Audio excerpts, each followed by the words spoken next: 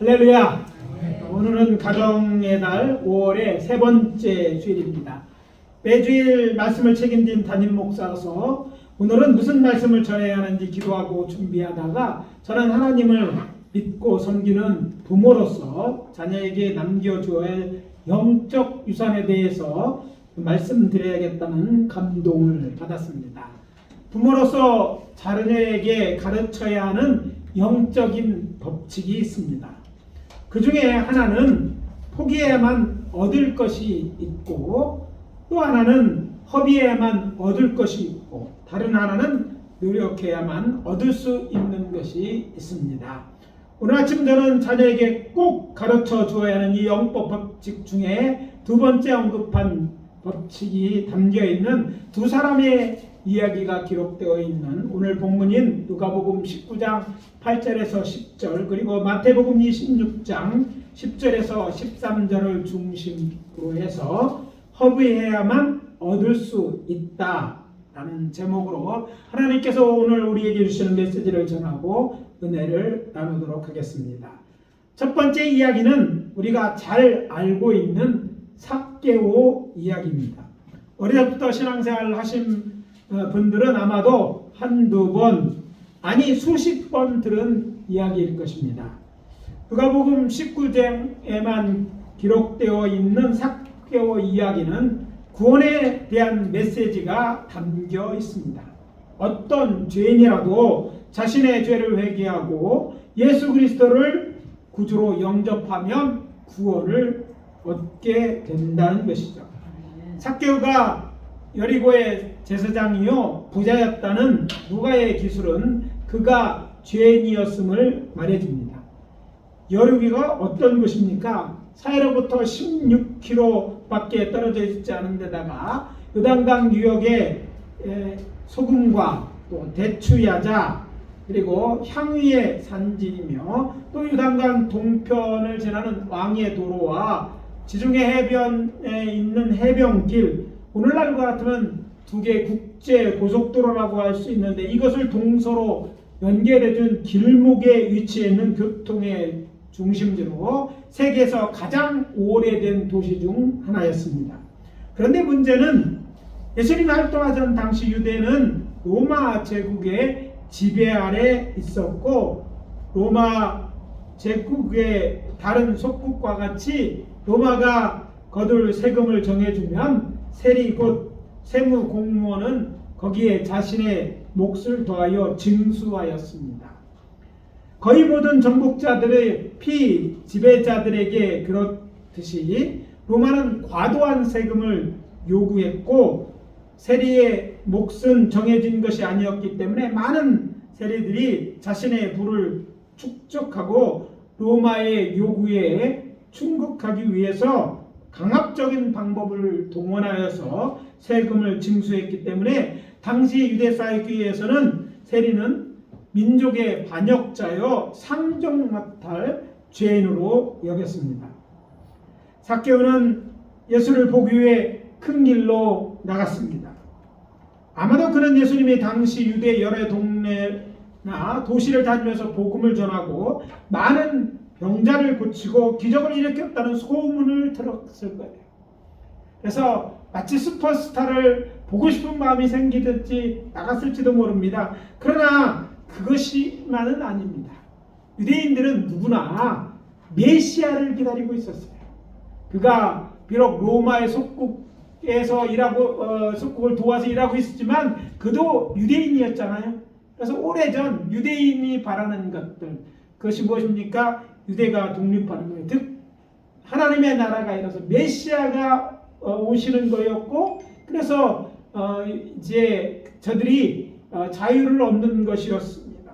어쩌면 그도 유대인이었기 때문에 그런 소망이 있었을 거예요. 그런데 무슨 소문이 들립니까?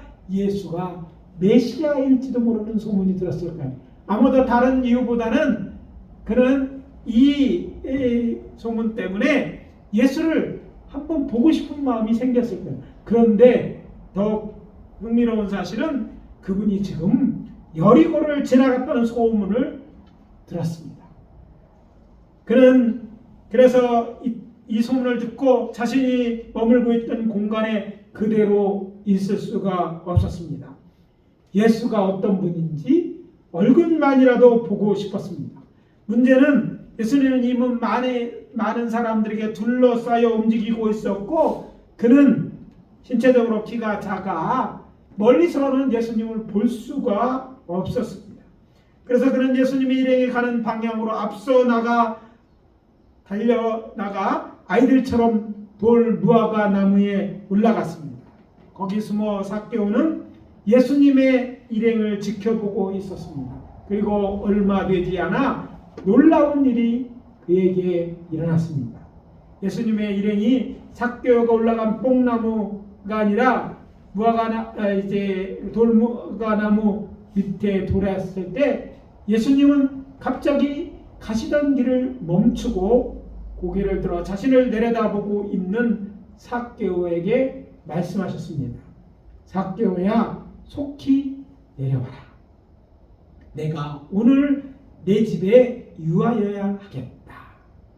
오늘 내 첫 번째 본문입니다. 오늘 본문을 묵상할 때에 알게 되는 것은 예수님과 삭개오는 이전부터 알고 지내던 사이가 아니었음에도 불구하고 예수님께서는 돌 무화과 나무에서 자신을 지켜보고 있는 그가 누구인지 그 이름이 무엇인지 이미 알고 계셨다는 것입니다. 고대 근동 지방에서 누군가에게가 이름을 안다고 표현했다는 것은 그가 누군지 안다는 의미였어요. 그러니까 예수님은 그가 어떤 사람, 즉 세리였고 죄인이었다는 것을 알고 계셨다는. 그런데도 예수님께서 뭐라고 말씀하십니까? 오늘 내 집에 머물겠다. 이 말은 너와 너의 가족들과 함께 교제하겠다는 그런 말인 것이죠. 삭개오라는 그의 이름은 히브리어로 순결한 사람이란 뜻입니다. 그의 부모는 아마 그가 순결한 사람으로 살기 원했지만 그는 어떻게 살았어요? 돈만 알고 자기만 생각하며 살던 죄인이었습니다. 그런 죄인임에도 불구하고 의로우신 예수님께서 자신의 집에 머물겠다고 선포하신 것입니다. 그러자 그는 급히 내려와 즐겁게 자기 집으로 예수님을 영접합니다. 그러자 사람들은 마치 기다렸다는 듯이 저마다 수근거리기 시작합니다. 저가 죄인의 집에 유하러 들어갔도다. 사실 예수님의 이런 행보는 당시 사회 문화적 관점에서 볼 때 도저히 있을 수 없는 일이었습니다. 예수님은 의인이었고 그가 들어간 집은 죄인의 집이었습니다. 의인이 죄인과 함께 식사한다는 것은요, 그것은 있을 수 없는 그런 사회였음에도 불구하고 예수님이 그가 누군지 아심에도 불구하고 그런 일을 행하셨기 때문입니다. 예수님이 자신의 집에 오셨을 때 삭개오는 서서 예수님에게 말합니다. 주여 보시옵소서. 내 소유의 절반을 가난한 자들에게 주겠사오며 만일 누구 것을 속여 빼앗은 일이 있으면 내 갑절이나 갚겠나이다. 누가복음 19장 8절입니다. 당시 유대 사회에서 가난한 자를 구제하는 일은 의인이 하는 일이었습니다. 그리고 율법에 정한 타인에 대한 배상법, 특별히 타인의 것을 빼앗을 때의 배상법은 출애굽기 22장 1절 이하에 따르면 4배를 상당하는 보상을 치러야 하는 것인데 이 법을 지키겠다는 거예요. 무슨 말입니까? 이제부터는 모세의 율법을 따라 살겠다는 말이 있고 자신의 잘못을 바로잡기 위해서 행동하겠다는 결단을 피력한 것이었습니다.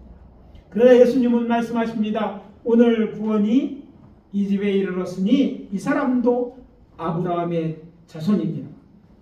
인자가 온 것은 잃어버린 자를 찾아 구원하려 함이니라. 누가복음 19장 9절 10절입니다. 무슨 말입니까? 예수님을 자신의 집으로 영접한 삭개오가 구원을 받았다는 것입니다. 여기서 우리는 예수님께서 세리장 삭개오를 어떻게 생각하셨기 때문에 그렇게 행동하셨는지 알 수 있습니다.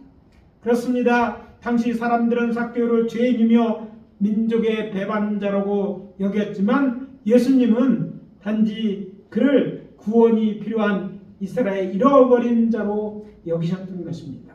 불쌍히 여기셨던 거예요. 아울러 본문은 세상 사람들을 향해 어떤 죄인이라도 예수님을 나의 주 나의 하나님으로 영접한 자는 구원을 받을 수 있다는 메시지가 담겨 있습니다. 복음이 담겨 있는 그런 얘기예요.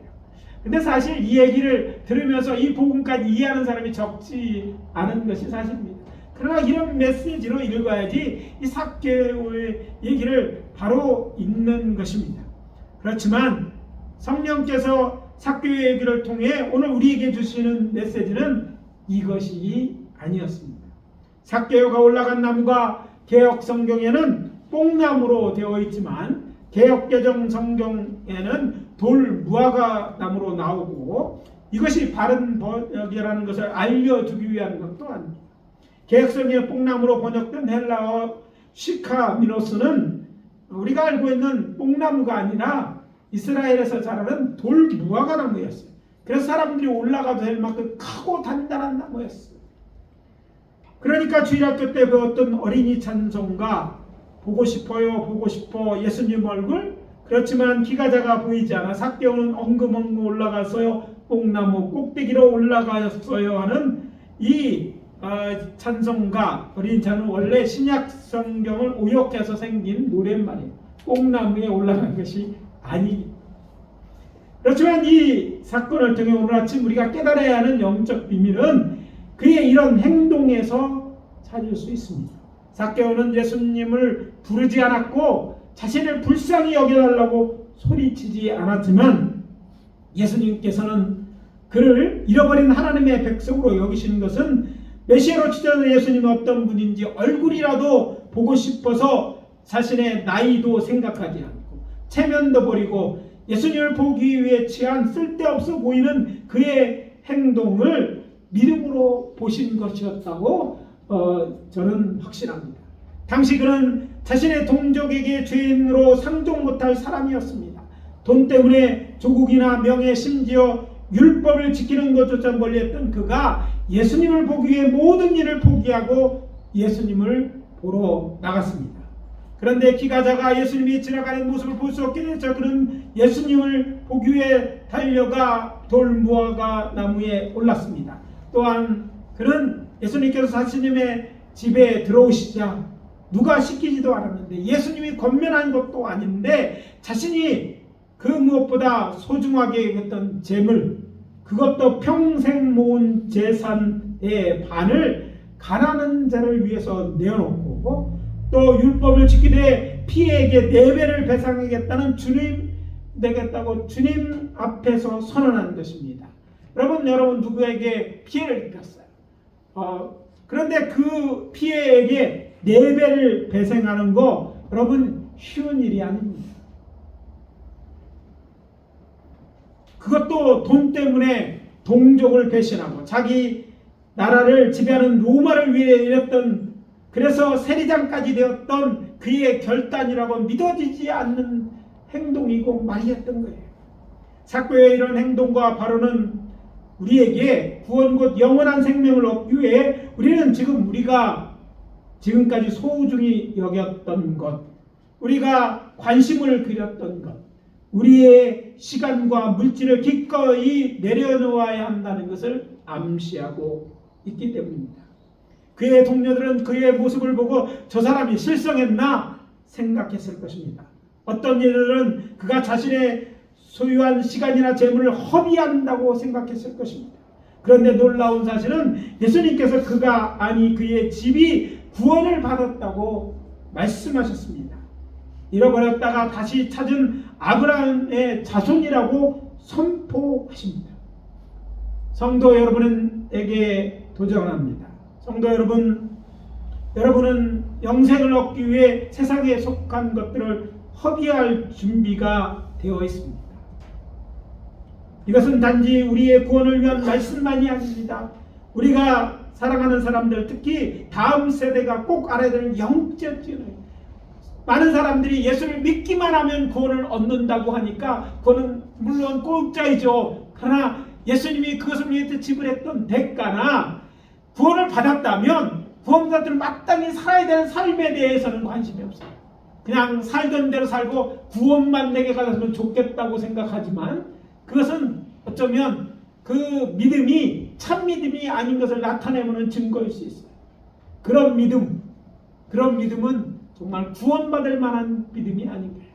정말 예수를 구세주로 믿는다면, 정말 예수를 나의 주로 영접한 사람이라면, 전에는 죄인이었을지 모르지만 이제는 의인으로서 살아야 된다는 거예요.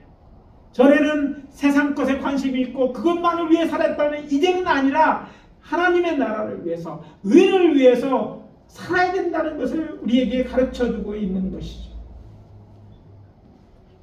우리가 사랑하는 사람들, 특히 다음 세대가 꼭 가려낼 영적 지혜인 것입니다. 이것이 구원과 영생을 위해 여러분이 지금 소중히 생각하는 이 세상에 속한 것들을 허비하지 않고는 결코 그것을 얻을 수 없다는 메시지죠.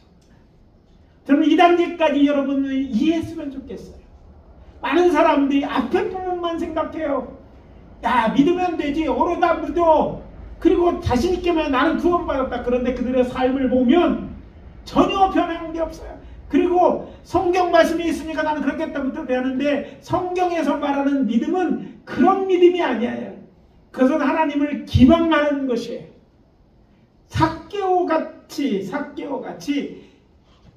정말 구원을 원하는 자들은요, 예수의 복음을 들었다면, 예수를 구주로 믿는다면 이런 결단이 있어야 돼요. 자신의 소중했던 그것들을 내놓고, 자신 때까지는 하지 못했지만 이제부터는 이 하나님의 말씀대로 살겠다는 그런 각오가 있어야 되는 것이죠. 여러분 기억하십시오. 특별히 오늘 물질 만능주의 세상에 살아가는 우리들이 들어야 될 메시지는 이것입니다. 하나님과 재물을 겸하여 섬기지 못하느니라. 마태복음 6장 24절입니다. 착각하지 마십시오. 세상 것도 다 드리고 그것도 주면서 천국 가고 하나님을 섬긴다고요? 이건 참 믿음이 아니고 하나님이 기대하시는 것이 아닙니다. 저는 우리 사랑하는 성도님들이 정말 이제부터는, 과거는 어떨지 몰라요. 이제부터는 세상에 속한 것을 정말 다른 사람들이 그걸 허비한다고 말할지 모르지만 그것들을 하나님을 위하여 하나님의 기쁨을 기꺼이 내어놓을 수 있는, 허비할 수 있는 진짜 믿음의 사람들이 되시기를 예수 그리스도 이름으로 축원합니다. 두 번째 이야기 또한 우리가 잘 알고 있는 나사렛의 여동생 마리아의 이야기입니다. 요한복음 11장을 보면 예수님께서 예루살렘 동편 무화과 동네인 베다니에 사는 친구 나사로를 다시 살려주게 되었을 때 그의 누이들인 마르다와 마리아는 세상을 다 얻은 것처럼 기뻐했습니다. 그도 그럴 것이 요즘같이 남녀 구분 없이 일자리를 얻을 수 있던 때가 아니지 않습니까? 당시 유대는 남성의 노동력에 의해 가계가 유지되었던 때인데 우라비가 병들어 죽었다는 것은 하늘이 무너지는 것 같았을 것입니다. 저들은 오라비가 병들자 그래서 급히 예수님께에게 사람을 보내 이 소식을 유단 동쪽에서 복음을 전한 예수님에게 알렸습니다. 그것은 예수님은 당시 사람들에게 랍비나 예언자로 알려졌을 뿐 아니라 수많은 병자를 어떤 약이나 의술이 아니라 기도로 고쳐주는 위대한 의사였겠어요. 그분이 친구가 아닙니까? 자기 오라비의 친구니까 기꺼이 와줄 것으로 알고 그에게 급히 사람을 보냈습니다. 그런데 안타깝게도 예수님의 일행이 베다니에 도착한 것은 나사로가 죽은 지 날째 되는 날이었습니다. 너무 늦었던 거예요. 당시 유대인의 장례법에 따르면 사람은 죽은 당일 땅에 묻거나 가족 무덤에 안장시켜야 했기 때문에 장례식이 다 끝난 뒤에 예수님이 오신 것입니다. 그런데 저들이 예수님이 오신다는 소식을 듣고 예수님을 맞으러 나와 이구동성으로 말합니다. 주께서 여기 계셨더라면 내 오라버니가 죽지 않았겠나이다. 얼마나 정말 가슴 메어지는 그런 얘기입니까? 그때 예수님은 저들에게 장례식에 늦어서 미안하다고 말씀하지 않으셨습니다. 대신 뭐라고 말씀하십니까? 그를 어디 두었느냐고 물으신 후에 가족 무덤 입구를 막고 있는 돌을 옮겨 놓으라고 말씀하십니다. 그리고 죽은 나사로에게 말합니다. 나사로야 나오라. 죽으면 귀가 막히지 않아요? 그런데 마치 산 사람에게 하듯이 예수님이 그를 불러냈고 그가 정말 죽을 때 이 세마포를 드린 것처럼 나오게 되어졌을 때 풀어놔 다니게 하라고 말씀하시러 저를 다시 살려주셨던 것입니다. 이후에 얼마 되지 않아 그러니까 요한복음 12장 1절에 보면 6월절 엿새 전에 예수님께서 당신의 공생의 마지막 한 주간이 시작되는 첫날 다시 베다니의 친구 나사로의 집을 찾았습니다. 나사로의 가족들은 예수님이 일행이 오신다는 기쁜 소식을 듣고 이제 저들을 위한 성대한 잔치를 준비했습니다. 아니 여러분 같아도 준비하지 않겠어요?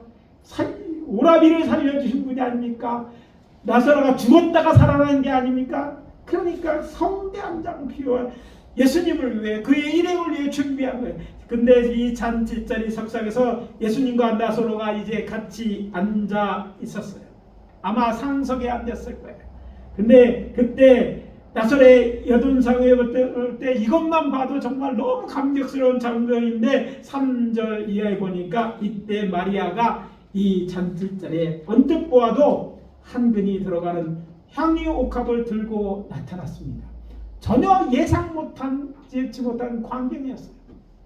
여인의 나드 향유. 당시들은 여인들의 이제 결혼하기 전 이제 여인들이 준비하는 결혼 전 예물과 같은 거예요. 준비품이었어요. 왜냐하면 이 향유의 가장 큰 쓸모는 장례할 때 이제 쓰이는 것이었기 때문에 이것은 정말 잘 간직했다가 그때 쓰기 위해서 준비하는 것이었고 정말 귀한 것이었어요. 거기 보니까 이제 우리가 보면 알겠지만 가룟 유다 얘기를 보면 알지만 그건 값비싼 것이었어요. 근데 마리아가 그 나귀 향유를 예수님의 발에 붓고 자기 머리털로 그의 발을 닦는 것이었습니다. 그렇게 귀한 일에 쓰는 것이었어요. 그래서 모으는 것이었는데 그걸 예수님의 발에 붓고 자기 털로 그의 발을 닦은 거예요. 하인은 이제 유대 근동지방은 샌들을 신고 다녔기 때문에 먼지가 물로 잊혀주는 일은 흔히 있는 일이었어요. 그런데 마리아는 물이 아니라 그 귀한 향유 옥합을 열어서 그 나드 향유로 끝을 빨고 손이 아니라 자기 귀한 그 시집도 안 간 여인의 그 머리털로 예수님의 발을 닦는 것이었어요. 아마도 그 자리에 있던 모든 사람은 어안이 벙벙한 채로 그냥 그 광경을 지켜볼 수밖에 없었을 것입니다.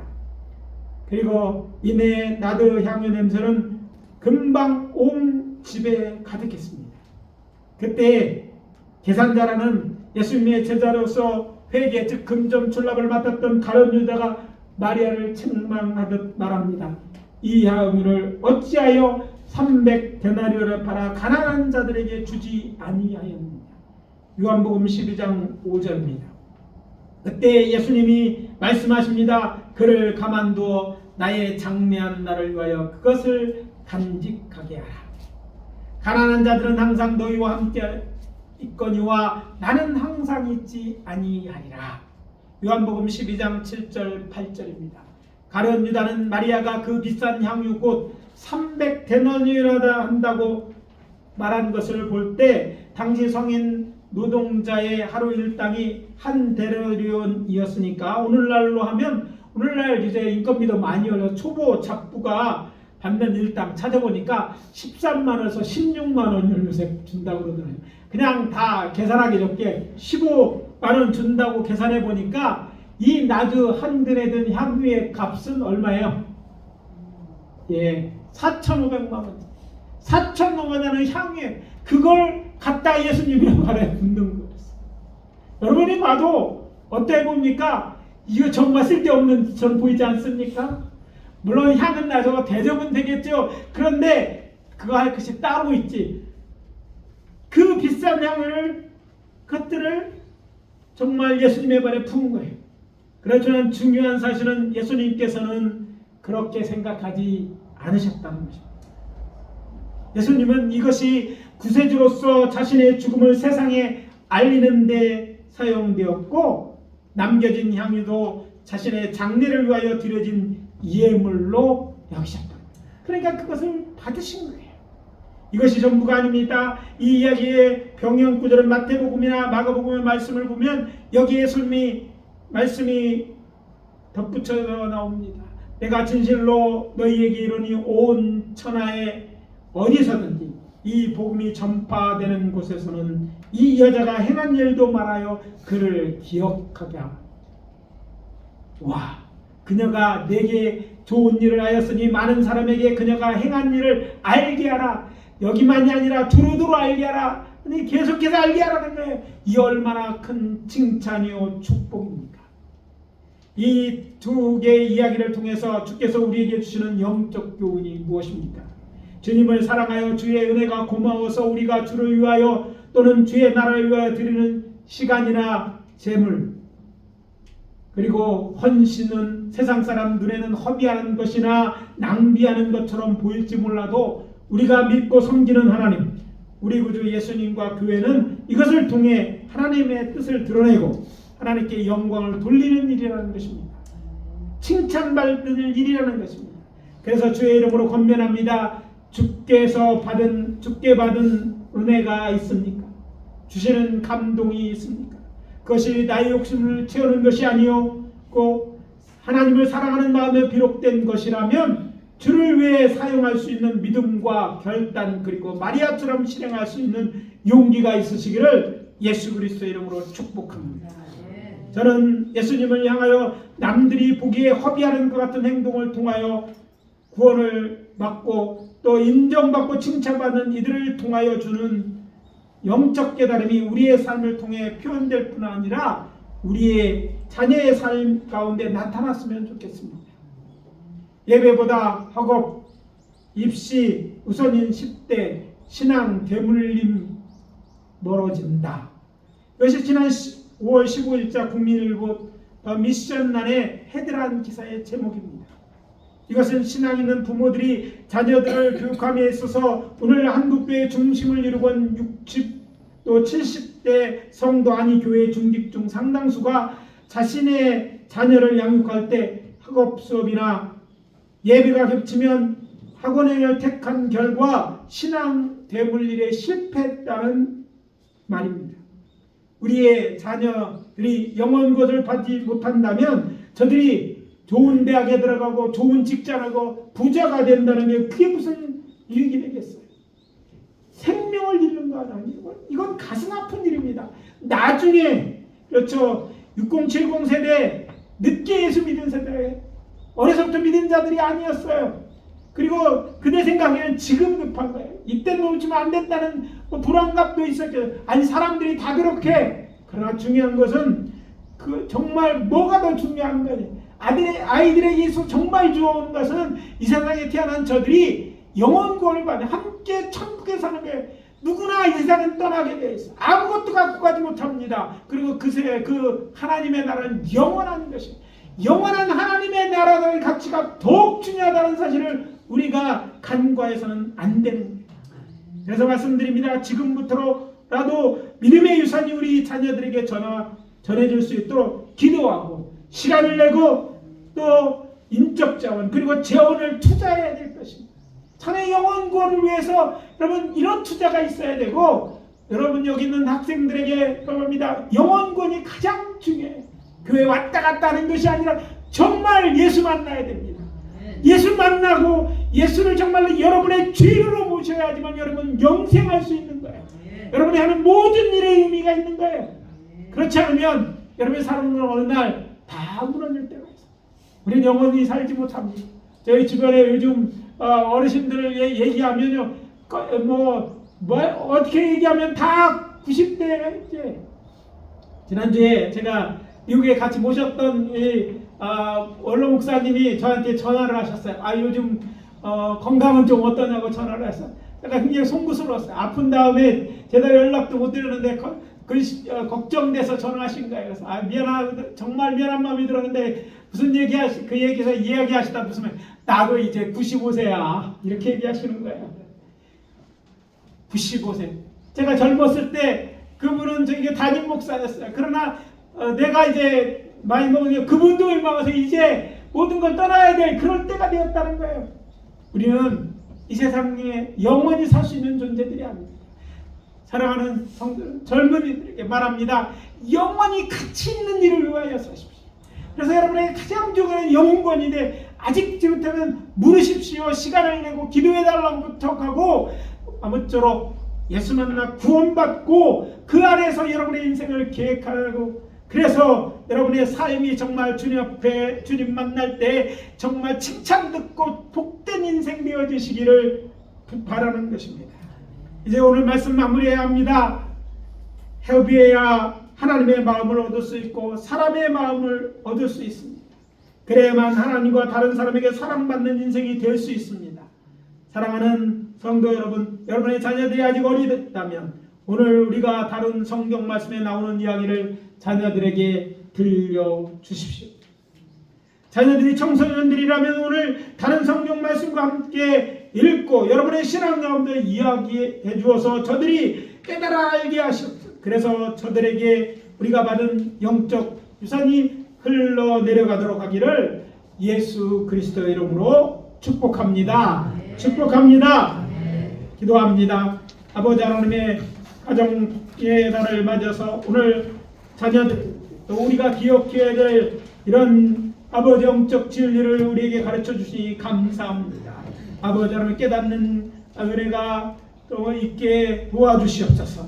그래서 허비에서 얻을 수 있다는 이 말씀을 새기고 정말 하나님을 위하여 정말 허비할 수 있는 그래서 하나님 앞에서 아버지 하나며 영생을 발견하고 또 구원을 얻으며 정말 주님께 칭찬받는 그런 멋진 인생을 살아내는 저희들 되어줄 수 있도록 인도해 주시옵소서. 아버지 정말 구원 얻기를 구하고 예수를 구하는 자들이 있으니까 만나 주시옵소서.